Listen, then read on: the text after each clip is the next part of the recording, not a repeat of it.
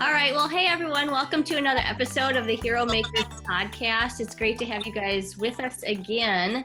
And Ann, I'm very excited about our guest today because I don't know if he knew this. Our guest is Abel Gonzalez, who has been on American Ninja Warrior. And you guys will know by now that I am like a huge fan. But Abel, I don't know if you know this, but a few days ago, we actually had on Pauline Avila as a guest on the podcast. Okay, cool. Yeah, So yeah. big dogs, wife there. Yeah, So in Houston, she's great. I've hung out with them many times, and yeah, that's a great person, great family. Jody's an awesome athlete, and he's been here many times. Love the guy. Yeah. Yeah, it's so great. And and on that episode, I was talking about my son Silas. So he last week he started going to a ninja gym up here in Chicago called Ultimate Ninjas. Mm-hmm. And so then my daughter wanted to do it. And so my daughter is 8.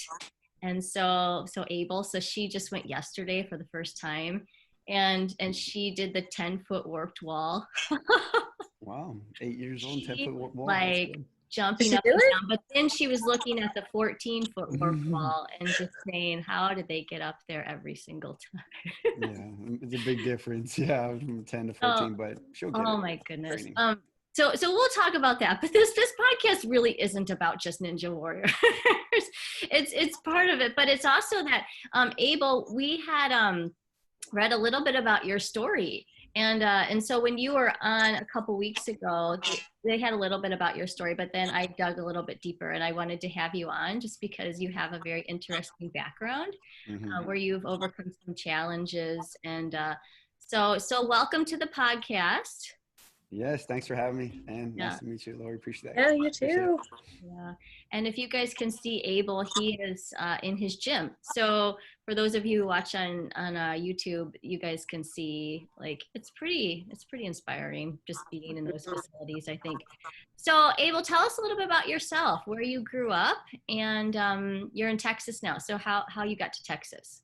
Yeah, I'm going to try to keep that kind of brief because it's a really long and difficult and I remember there was a time when I was doing interviews and I couldn't even tell that part of the story. It was so emotional, it was just so difficult to say the words, but now I'm much better at it. And that's why I enjoy speaking because I think it's also self-healing at the same time. And it also can help people, right? But I was born in Chicago to very young parents. My father had just turned 20 years old. And my mom was 17. And I already had an older sister. I had a sister that was 3 years older than me. So that means that my mom had her when she was 14. So we were in Chicago and everybody knows this now, but Chicago is a very, very tough town to grow up in. And there's a lot of things going on over there. And it was the same back then too. There's drive-bys and shootings. And, I grew up in a very unstable environment. We never really had like a house, an apartment. We were always just jumping around and stuff from house to house with cousins and aunts and uncles.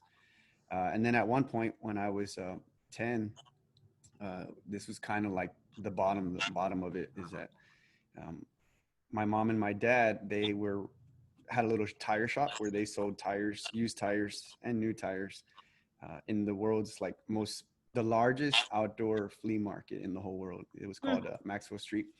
And it was there in Chicago. And then, so my father rented a lot there. He sold tires. And then by the time we got there, he had already put a bus in there, took all the seats out, and we were living in that bus in that flea market right there in Chicago, like as close as you can get to downtown. And it was and who was us? Tough environment. Did you have siblings? Yeah. So I had my older sister already, and then I had 3 younger brothers at that point. Oh my goodness. Wow. Yeah. So there was 5 children.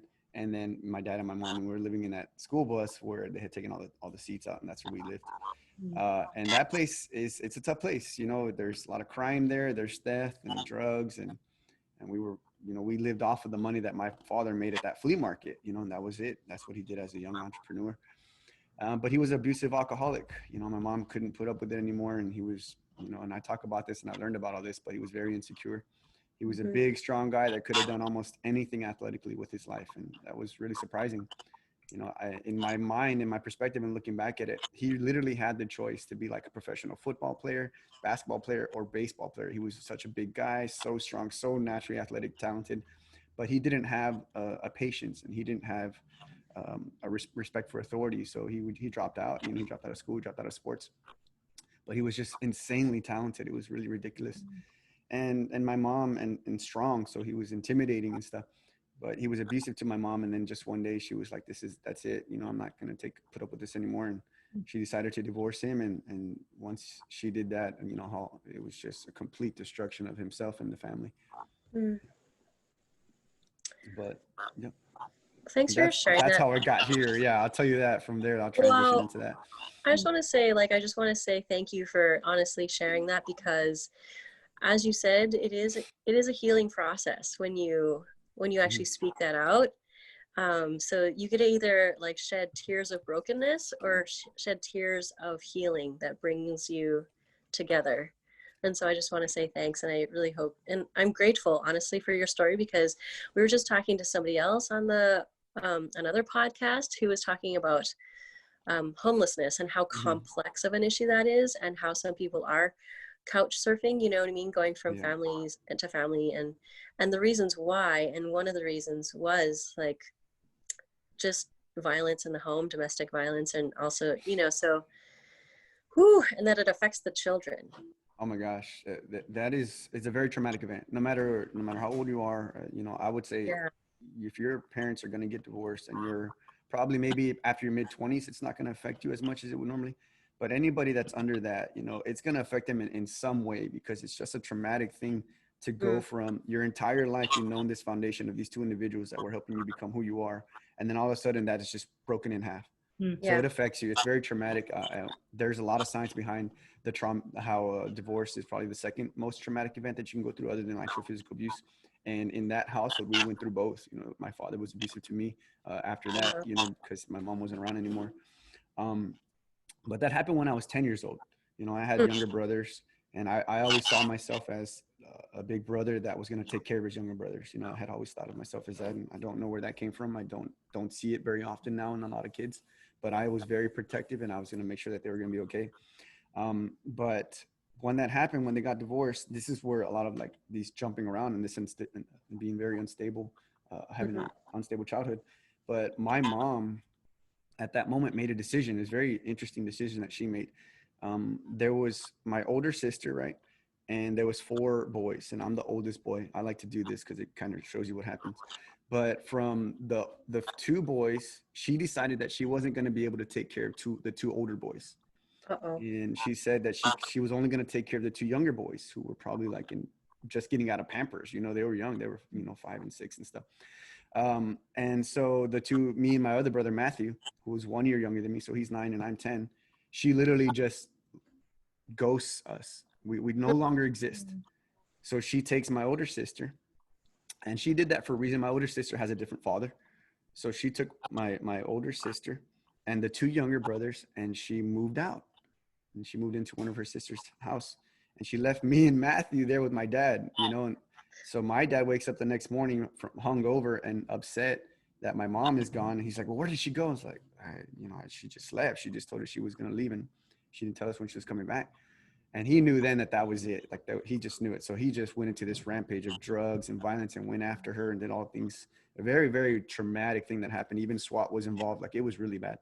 Wow. So, but between that gap when he got in trouble with the law and my mom decided to leave and just left me and my brother there, us two, me and Matthew were just being passed from house to house, cousin to cousin, aunt to aunt. You know, we're just passed around. It felt like we were passed around for like 6 months. It might have been 2. It might have been 1. I don't know, but it was just so much to try to take as a child. And luckily, some people did step up, and they showed that they cared about us. But some of our family members were not very helpful. They actually made fun of us. Some of our cousins made fun of us. Some of them didn't care what was going on. But my mom would not even check in to see where we were. You know, she wouldn't check if we had food. So I remember, you know, after I don't know how many, like I said, I don't know how many weeks or whatever days that happened, but it seemed like months. One time, this is an example of what it means to be like ghosted by my mom at that point. One time she actually did come back, and we were at my aunt's house, and we were staying there, and we were just eating whatever we could and just trying to find out what was going on with our parents. And she walks in, and I'm like, hey mom, man, where have you been? It's nice to see you and all sorts of stuff. And she doesn't even look down to see me. She doesn't want to notice me, right? So she walks past me, and I'm like, well, what's going on? She didn't hear me or what? So she goes and she grabs the phone off the wall, which is a landline phone. I mean, this is like early 90s and stuff, or mid 90s. Grabs the phone and goes into a room and closes the door. And she calls, and at that point, that's when I found out she had a new boyfriend. She calls him and she's just on the phone with him for hours. I don't know what happened after that. I don't even remember. I just know that I didn't exist at that point. So that's one of the examples, you know. It's like I literally was invisible to her. And my brother Matthew has his own stories of the same thing, you know. And it's really crazy to hear his stories and compare them to my stories. And like, dude, that was real. You know, that was really real. That was real. And I've talked to her about it now, and she said, you know, she didn't know what to do. She was young. She was very young. She was like maybe 25 or something. She was very young, 26. And then Chicago was a hard place to grow up in. And if your family's very competitive and not supportive, you know, maybe you do something like that. But she knew that Matthew and I were a little bit older. We were a little bit stronger, and that we could probably take care of ourselves generally, as long as we had a roof over our head. And that's kind of what we had to do. Yeah.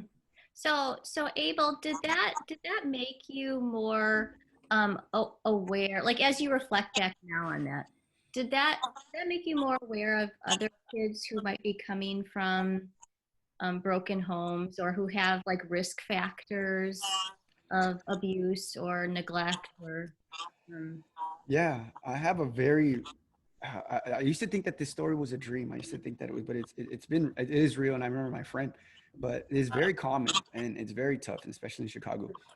But during one of those like days when my mom was not there and my father was not there, and he was out just doing drugs randomly, partying, stuff like that. There was a time when right before they actually divorced, where my parents were fighting, and I'm like, man, this is terrible. And I was like, I don't want to hear this. I don't want to be around this. You know, they're yelling and fighting, and my dad, this and that. So I left. I literally walked out of our little apartment that we were staying in the basement of one of my cousin's house. And I walked to my friend's house. He lived about 3 blocks away or 2 blocks away. And I went to his house, and I got there, and I go in, and the same thing is happening at his house. His parents are fighting, and you can hear like people being pushed around and things being thrown. And he's right there, and we're the same age. We even have the same last name. We're friends and from school. And I'm like, I went to escape that, and I went to his house, and it's the same thing going on in his house. And then that's when I was like, dude, what is going on with parents? Like, why is parenting this? Why is this parenting this way? What's going on with parenting? And I just couldn't believe it. But it was like, you can't escape this. You know, it was really interesting to go through that.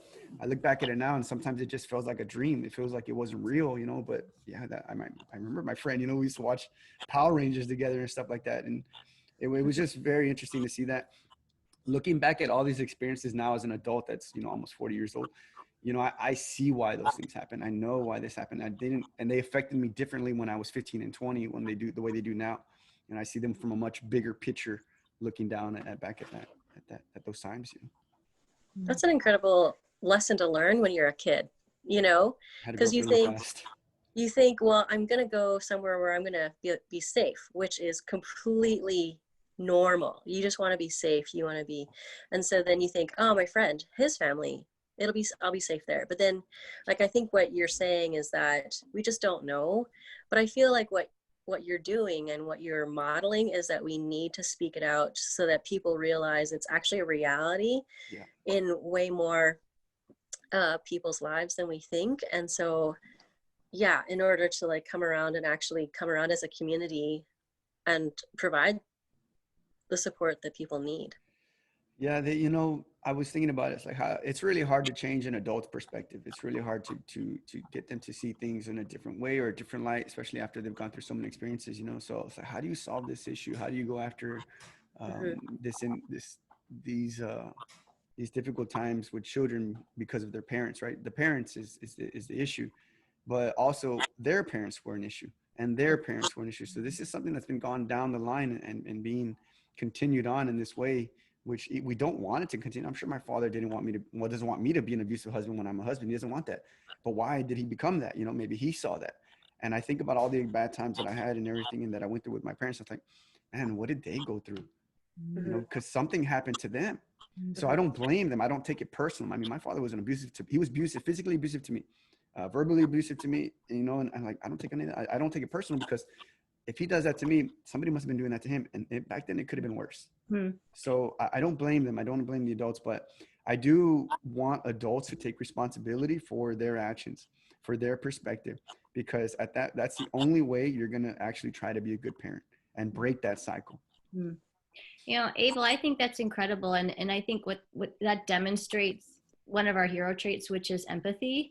So it's like trying to be able to put yourself in another's shoes. And I know my on my dad's side, he has, he came with kind of a history of abuse and other things. And he made that intentional decision to say, this is going to stop with me. Like he reflected on it back, and it changed the whole trajectory of my family lineage too. Like when you do that, and that's too what you're trying to do, right? And so and I think it takes a lot of courage for you to share what you've been through. I know you said that like for a long time you didn't talk about this, so I'm wondering, like, what was there, like, catalyst that kind of pushed you to say, you know what, I want to start telling people about where I came from?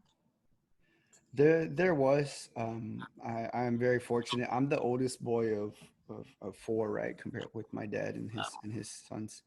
But my younger brother Matthew was really ahead of me in the game as far as perspective and what it meant to grow up and to be responsible.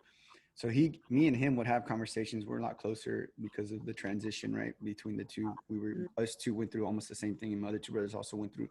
My other two brothers did not get away unharmed. They went through a lot when they were up there still with my mom. She was just, again, she couldn't do the best job, and again, I don't blame her for that. I'm not saying that that's the main thing. I'm just saying that she wasn't taught that either, right? So this goes down the line. So I love my mom. I talk to her whenever I can, and my father too. I still have a relationship with them, and I'm always trying to grow that relationship a little bit. It's really hard, but I don't have any resentment and I don't hate them. And that's really crazy. People think, oh man, well, they did this, they did that. No, yeah, but I don't know what happened to them, man. I mean, I feel bad because what happened to them. I'm choosing to come out of that. They can choose to come out of that, understand that, but they're adults. That's up to them. But for me and my family going forward, we were going to come out of that. We're going to break that cycle. And between me and my four brothers, we ended up all living together here in Texas, and we were going to raise ourselves and stuff. We had a quote, and we kept it, and we stuck to it. And it said, the quote was, break the cycle, break the cycle. A lot of my uncles in my family, they were alcoholics, they were alcoholics, and some of them were abusive and stuff like that. And I said, we're not going to be that. Us four are not going to be that. And we made that conscious decision as four brothers to say that we were going to break that cycle. But a catalyst for speaking is that when I noticed that with my brother, when I was real with him and he was real with me, it was uncomfortable. It wasn't fun. We had to admit certain things that we were wrong.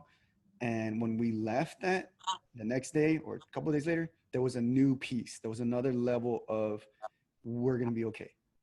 But if we didn't do that, it was just continuing on with resentment and blame and all these other things. So it was really important to have those tough conversations.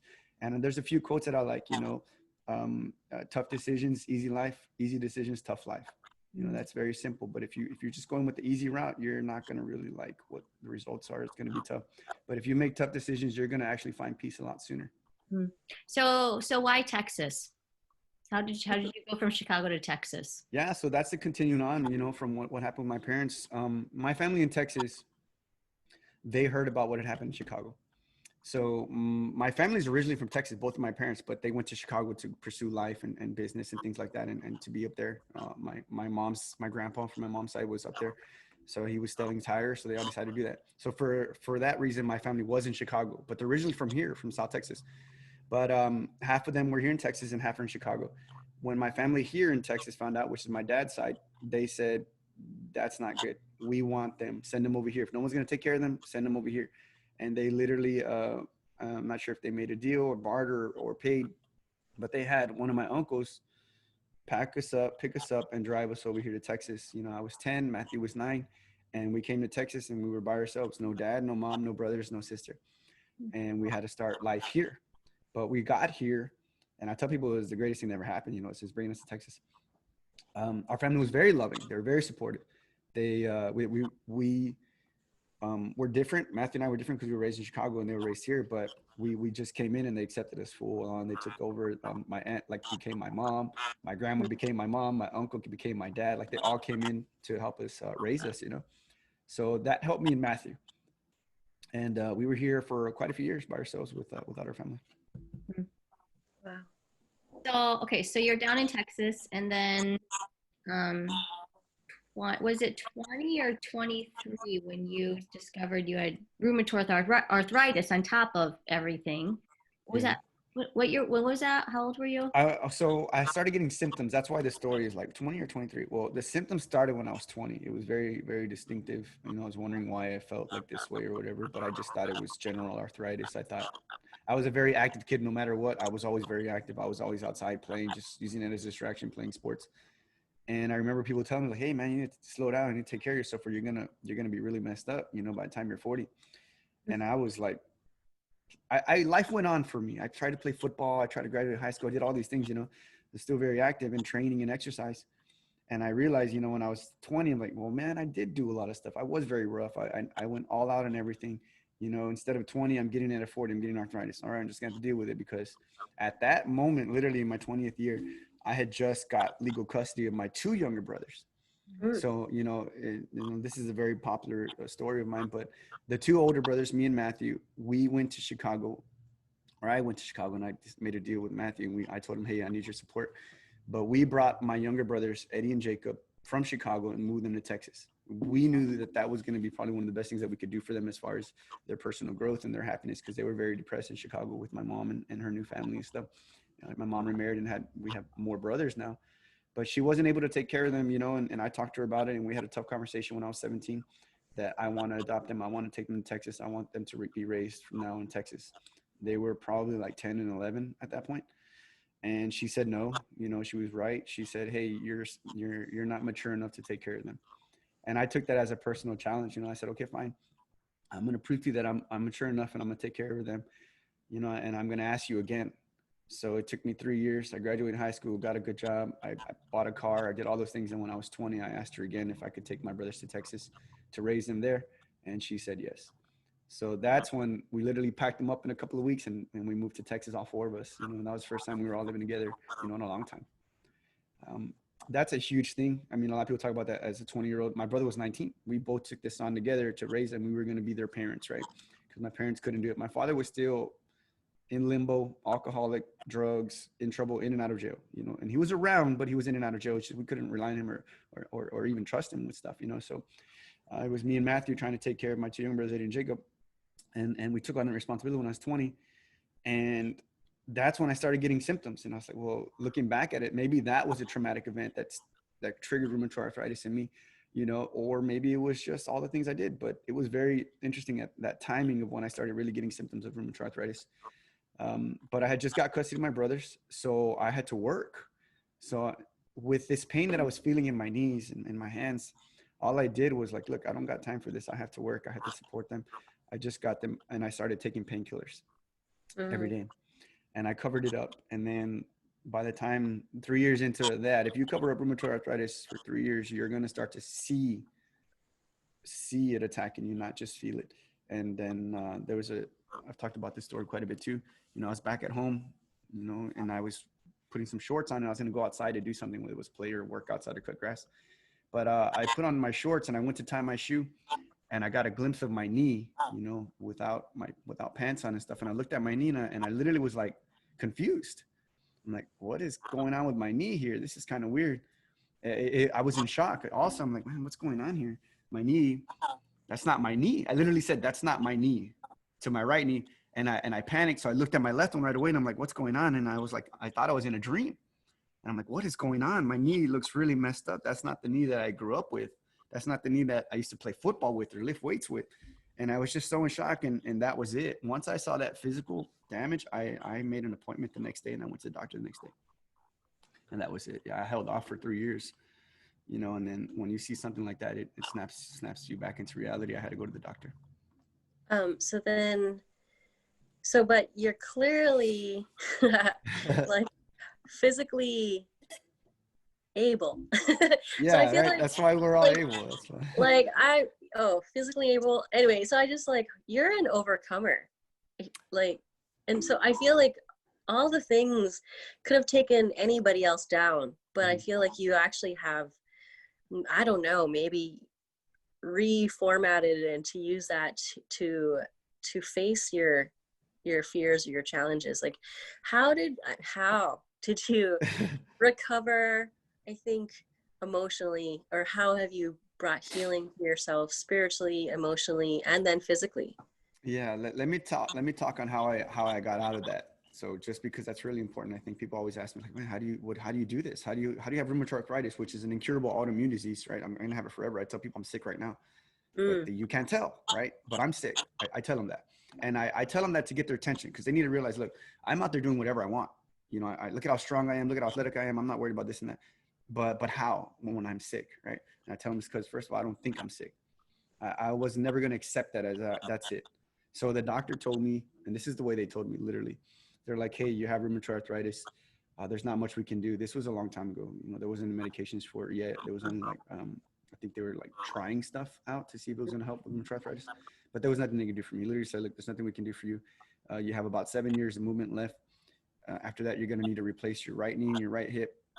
They're both spinning out really bad. And I knew that too. I could tell that my right foot was spinning out. I tried to keep it in, but it was just going on. I couldn't stop it. And he's like, you're going to be in a wheelchair. You know, you're going to be in a wheelchair for the rest of your life. You only have about 7 years. I was 23, so that put me at 30 for complete disability. And this was, I believed him because I could see what he was talking about. It was right there in front of me. I didn't know what rheumatoid arthritis was. And he's like, look, all we can do is we can give you a prescription for a much stronger pain pill because it's going to hurt. And like, it already hurts. I take 6 to 8 painkillers a day, 4 in the morning, 4 at night. If I don't do that, I can't move in 2 or 3 days. So I was like, dude, I'm already doing that. If you can't help me, that's fine. I literally said, that's fine. Then I'm not coming back. I'm going to do this myself. He wrote me a prescription. So this is symbolism, right? He wrote me a prescription for a bigger pain pill. And I sat in my car and I was thinking about it. I crumpled the prescription. I said, I'm not even going to get this. And I just threw it away. I don't even know. I just threw it away. I said, if he can't help me, that's fine. But I'm going to figure this out. I'm going to stop this. I'm going to find one person that has gotten relief from this illness somehow. And I'm going to do everything I can. So I was 23 and I just started studying health and nutrition. I started studying rheumatoid arthritis. I found out what it was. And the very first thing I did was change the definition. And this is, we talked about perspective right before we started recording, but that's the biggest thing. The biggest thing is your perspective on how you see stuff. Yeah, I said, I looked it up, rheumatoid arthritis, an incurable autoimmune disease. And I said, that's not what it is. My body's confused. Why would my body attack itself? I started asking questions that outside of that. Why would my body attack itself? My body wants to live more than I do. You know? Why would it attack itself? I said, well, it's confused. What's confusing it? Maybe there's something I'm eating. Maybe there's something I'm putting on my skin. Maybe there's something that's someone I'm hanging out with that's causing some chemical confusion in my body. And that's causing this reaction. What if it's an allergic reaction? What maybe this is just a chronic allergic reaction. So with that, I took rheumatoid arthritis and I said, I changed the definition. I'm having an allergic reaction. Let me find out what's causing this. So I cleaned everything. I stopped everything that I was doing, everything from the water I was drinking to the foods. And I just started studying it and taking everything out that had somewhat of controversy. So any food that could be somewhat controversial, whether or not it's healthy or not, I took it out of my diet. And I just did that, and I started, and again, it was just a mental change first because that was going to lead to me actually taking action. And I studied health and nutrition late into the night. I read everything I could read, everything I could see. I would study till 3, 4 in the morning. I speak to college students a lot. I said, look, I was studying more than you were. I was studying to save my life. I had a deeper reason. You guys are studying to get an education, to get a career, but I was studying to save my life. So I was up 3, 4 in the morning trying to figure out what was going on. I was reading everything I could. And then I made changes. I took action. I applied those changes. I tried everything, whether I believed it was going to work or not. It didn't matter. There was some people that were getting results doing things that I didn't think would work. They didn't make any sense, but I was going to try it. I was going to try. So back then, MySpace was really big as a social media platform. It was like the first big one. And I was just asking questions and looking for people and searching for rheumatoid arthritis. And I found like a person.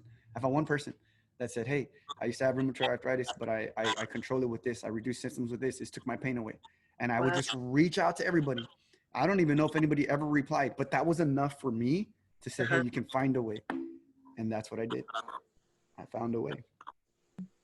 Okay, so let's jump to, okay, so you're trying to find a way, right? And then you're getting more into health and nutrition. And so let's jump to like how American Ninja Warrior got into this whole mix. Yeah. So it took me about, I think, 3 or 4 months to stop the pain of rheumatoid arthritis, which was not the physical damage, because that took a lot longer. I still have a little bit of, you can see signs in my body of the damage that was done, which is really cool because I didn't take any tests. I didn't take any blood work tests or anything like that. Back in the day, you know, I was just like, hey, let's, you know, look, there's something seriously wrong with me. Look, I can't believe what's going on in my body here. So it took me about 3 or 4 months, and I was changing everything. I was trying all these things. And I said, well, I don't know if it's going to work because I'm still taking painkillers every day. I was taking 4 in the morning, 4 at night at least, because I knew that if I didn't take those painkillers in 3 days, I couldn't open my hand anymore. I couldn't open my hands. That's how like fast it was. So, I remember thinking that when you have rheumatoid arthritis, and you can check into other people and stuff, for me, it was a chronic, constant pain. So I was never not in pain. For some people, they go into pain and they get out. For me, it was constant all the time. So if I didn't take those painkillers in 3 days, I couldn't open my hands. In like 4 or 5 days, I couldn't walk anymore. The pain was so severe that my legs would not work. And I would send a command, like it's almost like a paralysis. I would say, I need to open my hand so I can grab the doorknob, and my hand wouldn't open because it knew how much it was going to hurt. It was really interesting to go through that, you know, so that's why I took those painkillers. But I said, I'm not going to know if all these things are working if I'm on painkiller.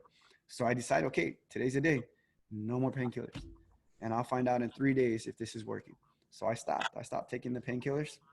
And day 1, I know is generally okay because it's still in my system, right? It's still in your blood. Day 2 is starting to come out, you know, you're starting to clean up a little bit. And by the 3rd day, if I can open my hand with no pain, then I'm good. And that happened. I opened my hand and I said, my pain is gone.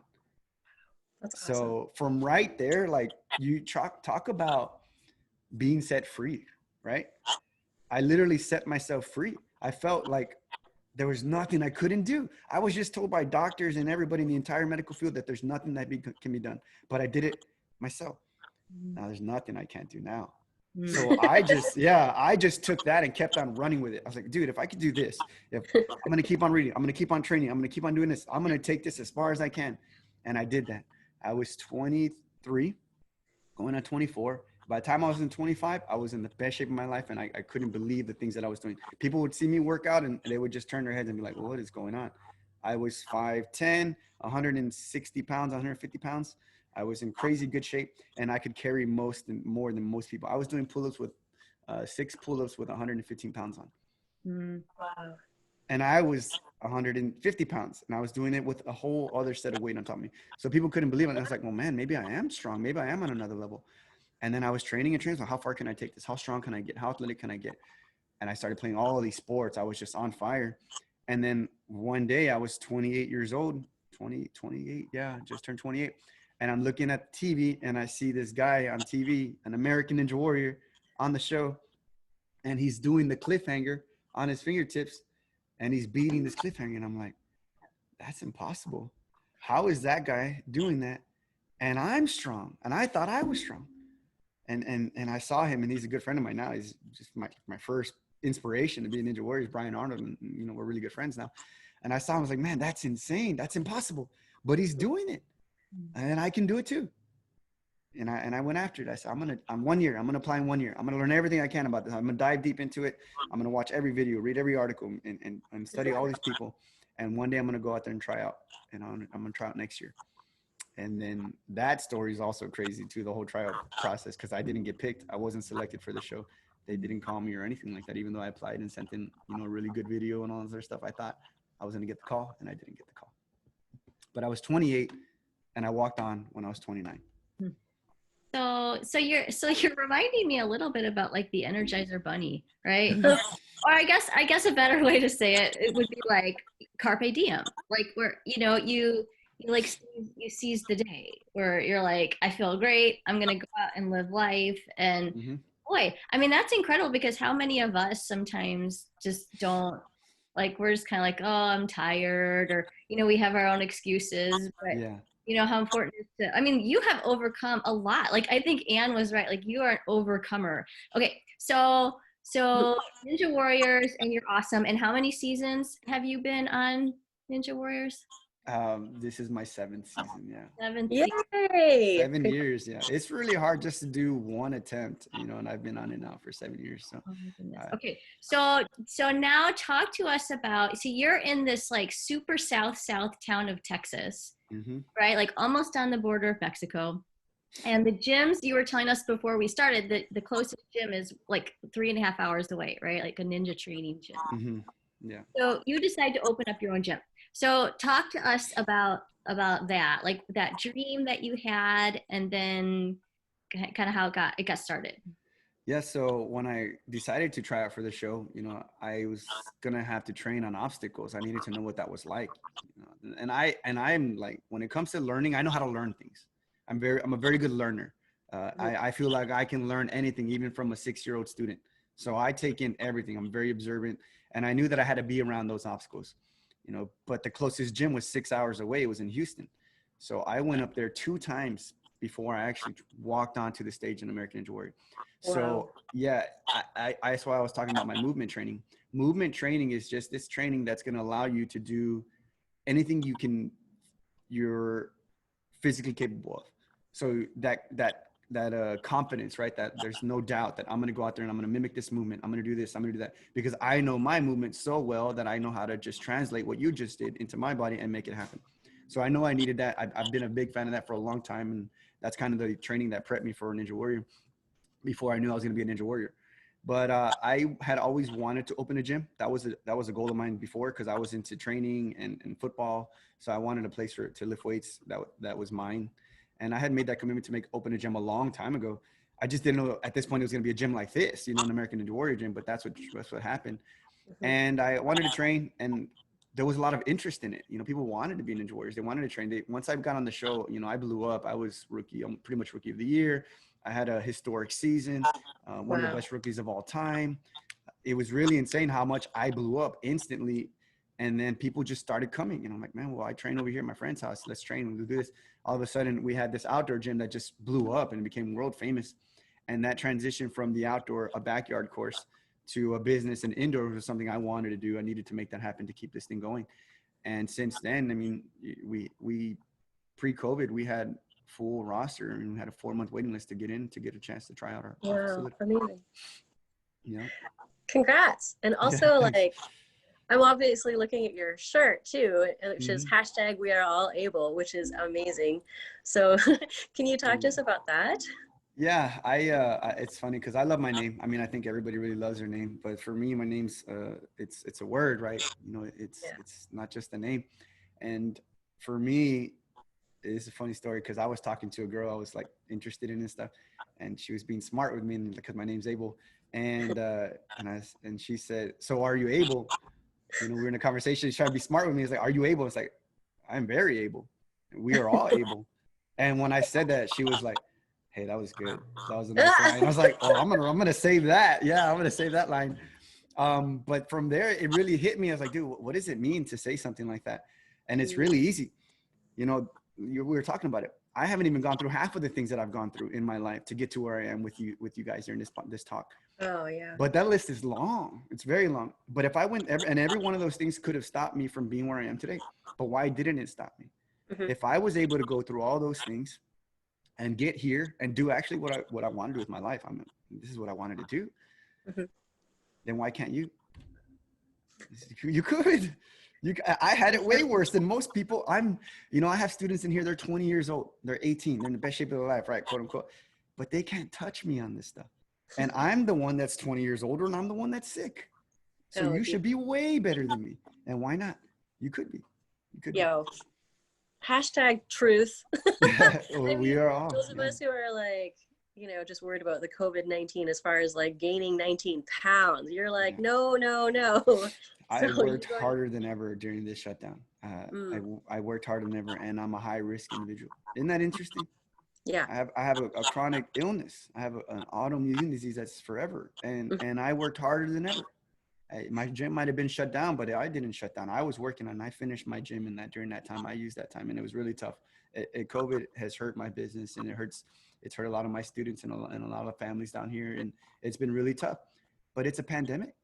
I mean, that word is scary off the bat. Around the world, we know that pandemics are the hardest times that have ever happened to humans, so we should expect that.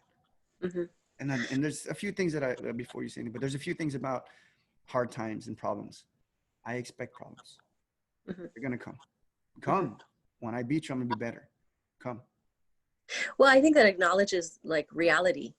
Mm-hmm. I mean, I think that's also what you're talking about when you're being really honest and having those really difficult conversations with your brother, and that it would just actually, it helps you to not live in denial. So I'm going to switch topics a little bit, but similar, I think, along your lines of, I think the hero trait that comes to mind when I listen to your story is the hero trait of grit. Yeah. But I think it's not like grit as in like just in and of itself, but I think grit for a purpose.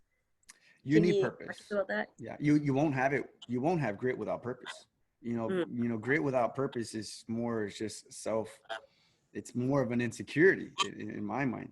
You're just doing it just to do it, to say you did this. No, for me, grit was, this is all me. And I also talk about selfishness. It was very selfish for me to put me first. It was very selfish for me to stop everything I was doing and say, you need to get healthy. You need to solve this problem because you have your brothers there. They're relying on you. They were still very young and I was supporting them, me and Matthew. So I said, look, you need to stop. You need to put yourself first, because if you die or if you become disabled, your brothers are going to have to take care of you. And that's not the way it's supposed to be. You're supposed to lead by example. You're supposed to take care of yourself. If you're not healthy, you can't help your brothers. So it was very selfish for me to put me first, but my health was number one. I started studying all that stuff, all that time. I was not around people. I was not around my friends and family. I was not doing this. I wasn't hanging out. I wasn't partying. I was very selfish. I was taking this because there's always two versions of almost the same action. And to be selfish, right?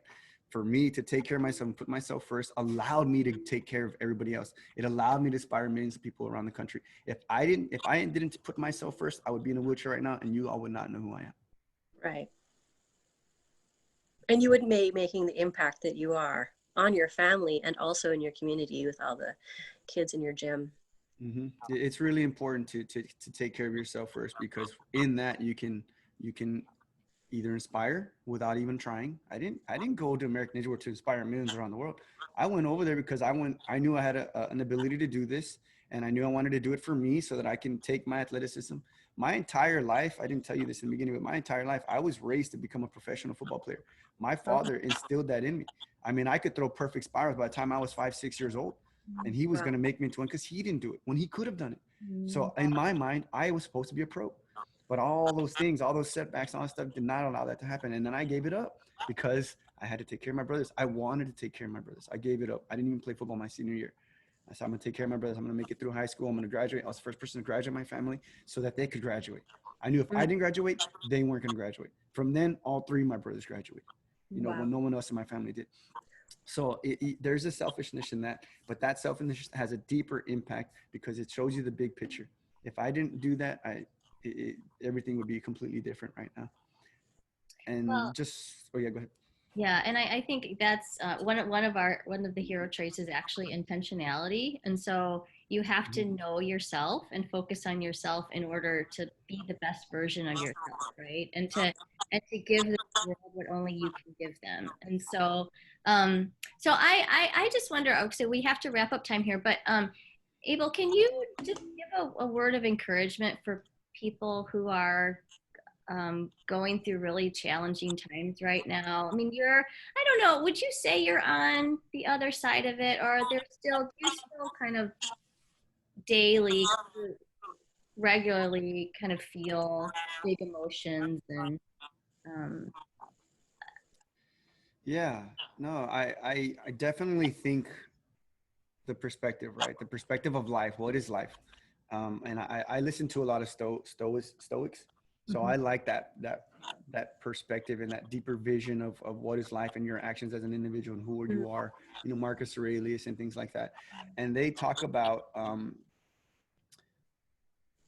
that it's actually selfish to take things personally, because that means that you're putting yourself in front of everything, right? So that's why it's hard to differentiate what is selfish. Selfish has both a good version and a bad version. The same way pride does. Pride, oh, I'm very proud of my brother for graduating high school. Oh, I'm so proud that I'm not going to take advice from someone that's younger than me. See, those two different versions of, you need to be able to separate those things and know when you're being one over the other. And when you do that, if you can look at it deeper, you don't have to take those things personally. When you don't take them personally, I don't see a problem come into life and say, oh, why me? Why me? Right? That's me taking it personally, because it's way bigger than that. The truth is, life is nothing but problem and solve, problem and solve, problem solve, good times, bad times, good times, bad times. Everybody's life has always been that. It doesn't matter who you are. You can be born rich or in a rich family, but you're still going to have problems. You'll see it. And usually those are more people problems or communication problems. It doesn't matter. But you're going to have all these problems. When a problem comes into me, I might take it personal and be upset for like 10 seconds. And that's it. All right, I got to figure out how I'm going to get behind this. Or what do you do? Get creative. Start thinking. What did you learn from all the mentors you've had? I've had many, many, many great mentors in my life. And that's mentors that have shaped me into who I am. I'm not going to take credit for that at all. I was angry. I was a troublemaker. I was a bully growing up. I did not make myself into who I am today. I had people guiding me, people that I trusted, people with integrity. They helped me become who I am. And I had, the list is long, and I'm really appreciative to those men. And they'd say terms the way you just said it, to be a better version of yourself. One of my mentors, that was one of his main sayings. But yeah, if you don't take problems personal, just know that they're coming, and your job is to overcome them. When you overcome them, you're going to be happier with yourself and you're going to grow. And that's a constant life cycle. I know that there's probably going to be a problem. Actually, there was a problem yesterday. My car broke down. I don't have a vehicle right now. I try to take it to the mechanic and figure out what's going on. And I don't know what's going to happen. That's a problem, right? But you didn't know that. You didn't see that in my energy, my vibe, and my words. I'm here. I'm happy. This is great. Thank you for the podcast, for letting me speak. Yeah. So they're going to come, but you don't have to take them personally. If I take it personally, I'd be crying in my room or something like that about why me and this. No, I don't have, like I said, it's 10 seconds, 5 seconds less. Most of the times it's less than 1 second. Okay. How are we going to get through this? That's the way I see things. Wow, you're kind of like, I'm exhausted listening to you. Oh no. You just like are taking on life, full force. I love it. Coffee. I have organic coffee every day. And when I train, I also still train. I train 3-4 times a week still. Incredible. So, well, actually, to be honest, I think that Laurie, you should become a ninja. It's kind of funny. So, Abel, I have to tell you this. When I was dropping off our son for the first time, 2 of the coaches at the gym actually said, "Oh, you should," because I was like, "Oh, I could never do that." They're like, "Oh, no, you should try that because you're tiny, so you can move fast." I'm only 5'1", and so I was like, "Huh," like I've never thought about it, but now I may be inspired talking to you. This sport is very unique because we're going to compete against each other, but not really, because we're competing against the course. So, and I know that if I see you succeed, then there's a higher chance for me to succeed. We know that, like, just in statistics, you can look at studies. When somebody sees something, your chances, in other words, if I just saw 10 people run this obstacle and all 10 fell, what am I going to think? Oh man, this obstacle is impossible. I'm not going to beat it. But if I see 10 people fall and then the 9 people fall and the last person gets it, it's like, oh my God, we can do this, right? It's huge. So we support each other. We're all friends. We don't, there's a uniqueness about the sport too. You don't grow up in an environment saying, hey, you're gonna become an American Ninja Warrior and you're gonna get paid millions of dollars, by the time you're 19, 20 years old. We don't have that at all. So this sport has kept that humbleness in there, that, hey, this is bigger than that. This is bigger than money. Most of us have to pay to do this. We don't get paid to do this at all. So I love it. I enjoy it. For me, it's the ultimate test in my athleticism. And I have both boys and girls in my classes, ages 5 all the way and up. And I have adults. This sport is for everybody, but it's going to look different for everybody. But you can still go out there and get that same sensation, that same instant gratification, that same feeling of, hey, I'm proud I'm going after this. This is tough, but I'm proud I'm going after it. Well, and that's what I love. And so I want to make sure people check out, do you have a website or is it just the Facebook page for your? Right now it's just the Facebook page. We are going to start doing a lot more media, a lot more online things. So I'm really excited about that now that my gym is done. And this is part of the start of it. I just told you guys I got a new headset and a new mic because I have always wanted to speak more and let others have more access to me. now that my gym is done, I'm not working on it 12, 14 hours a day and stuff. So I'm ready to speak. So we'll link to that in the show notes. We'll link to your Facebook page. Encourage people to check out your gym, Axios Warrior. It even sounds like a name you would give it. Yeah. So the Axios means I am worthy. It's ancient Greek, and it's a war cry. Yeah, from the Spartans, and they would say it because they wanted everybody to know that they knew they were a worthy opponent. So they believed in themselves, and the Axios means I am worthy. I'm worthy of to be your contender, and may the best man win. And that was their thing. Yeah, it was very, very cool saying. So good. Well, keep up the great work, Abel. It's been great talking to you. And where can we find you on social media? Honestly, it's very easy to get a hold of me on Instagram. That's probably my favorite one to have conversation and stuff. Just change this to @, but it's We Are All Abel. And my name is Abel, like the word Abel. People tend to misspell that one. Yeah. I mean, not like the word, it's Abel. So some people, they put the ABLE. It's the same, but not the same. Like so improper version of this spelling. Yeah, so that's the name spelling, I guess, of it. So ABEL, We Are All Able. They can reach me on Instagram. It's very easy to find me. And they can also get me on Facebook. I'm also still very active on Facebook. And I'm easy to reach out to. Generally when you message me, you're going to talk to me, for the most part.